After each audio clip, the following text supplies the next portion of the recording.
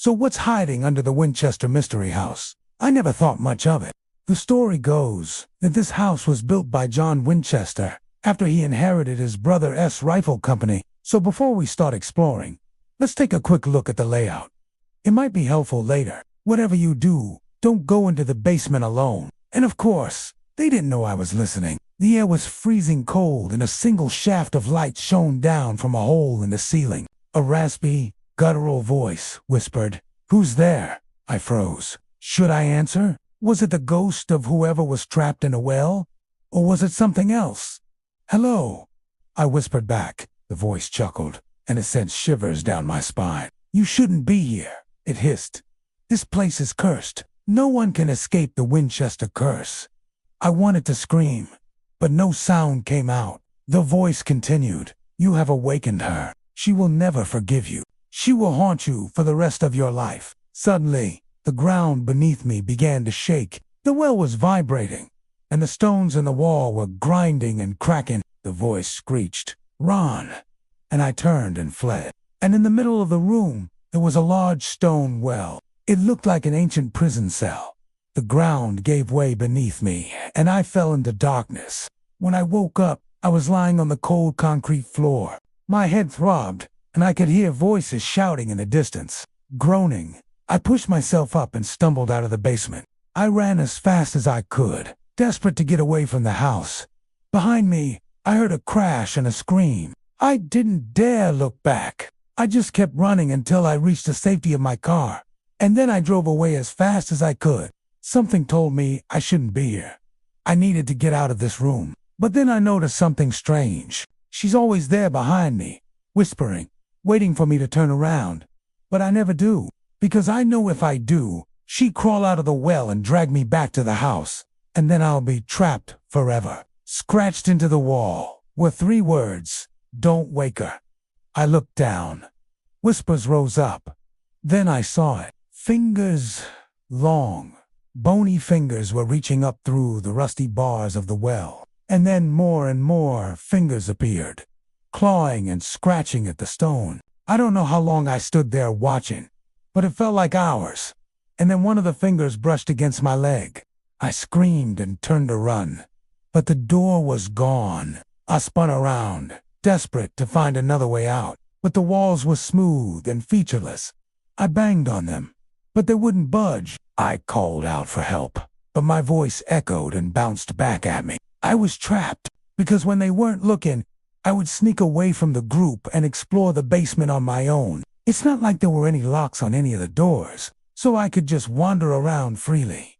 But there was one place I never dared to go. There was a heavy metal door at the far end of the basement, and whenever I went near it, I could hear chains dragging metal moans. That's when I discovered this basement map, which showed me that behind this door was a boiler room. Nothing too exciting.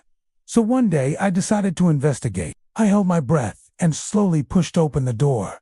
It creaked ominously, and inside I found rows upon rows of boilers and pipes. The air was thick with dust, and the only light came from a small window high up on the wall. As I made my way further into the room, I noticed something strange. In the corner, hidden behind some pipes, was another door. It wasn't on any of the maps, and it didn't show up on the floor plan. What was behind it? I had no idea. I took a deep breath and slowly opened the door. It was locked, but I easily forced it open and stepped inside. Here is the main entrance, which leads into the reception room. There's also a second entrance at the back, which leads into the dining room. If we head into the kitchen, there's another doorway, which takes us into the pantry. At the end of the pantry, there's a set of double doors, which lead out onto a veranda, back inside.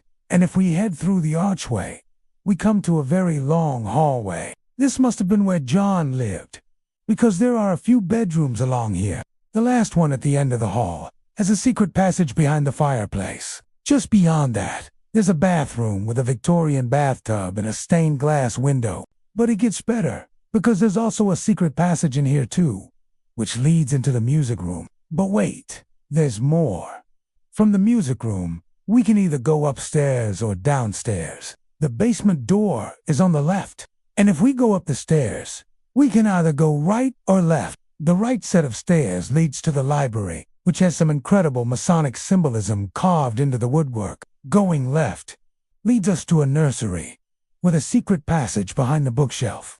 This leads to another bedroom, which has a secret passage behind the wardrobe, which leads us to a bathroom, which leads us to the ballroom. And finally, if we go all the way to the top of the stairs, we can go right or left. The right set of stairs leads to a series of 4 bedrooms.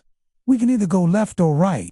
The left set of stairs leads to 2 more bedrooms and a final bathroom back on the first floor. If we go through the doors at the end of the hall, we come to a split staircase, which leads us to the second floor.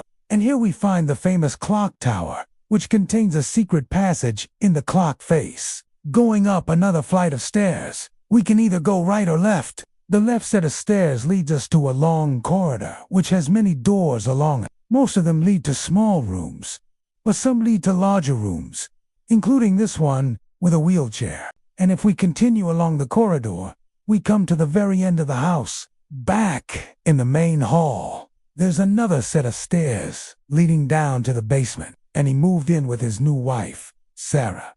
But then tragedy struck when Sarah died of the Spanish flu, and so he started making changes to the house, expanding it with staircases to nowhere, doors to walls and windows to basements, and he continued building until his death, 18 years later. Since then, the house has changed hands several times. People have reported all sorts of paranormal activity here, from hearing footsteps to seeing shadowy figures. So let's take a look around. It was built in 1862, and originally, this is what the house looked like. Then John took over the family business and began expanding the house in 1884, and it grew and grew and grew, eventually looking like this. And he continued adding on until 1922, when he passed away.